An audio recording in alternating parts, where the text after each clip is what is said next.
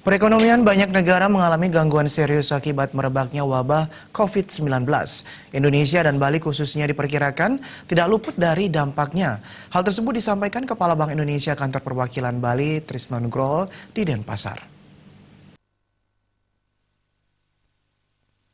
Kepala Bank Indonesia KPW Bali, Trisno Nugroho mengatakan, faktor penahanan pertumbuhan ekonomi perlu dipikirkan, yaitu melambatnya kinerja negara ekonomi mitra dagang, semakin kompetitifnya wisata negara lain, dan kebijakan antisipasi penyebaran virus COVID-19. Trisno Nugroho berharap ekonomi Bali jangan sampai turun lebih dari 5%. Ia mengingatkan ada resiko yang dihadapi. Jika ekonomi Bali turun 5%, masyarakat akan banyak mengalami gangguan. Kalau pada sebelum ada outbreak corona, COVID ini adalah tumbuh di antara 5,6 sampai dengan 6%.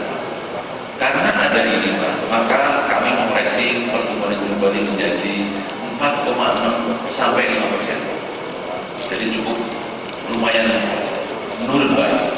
Kalau kita perhatikan dari 6 ke 5, dari 5,6 menjadi 4,6%, ini kembali.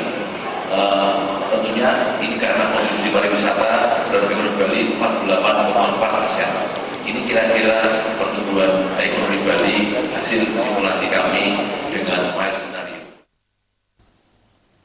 Trisno Nugroho menambahkan, ekonomi Tiongkok berkontribusi 17% bagi ekonomi dunia.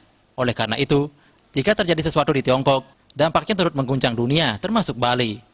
Dampak COVID-19 sangat dirasakan Bali, karena 48,58% ekonominya disumbang pariwisata. Joka Andik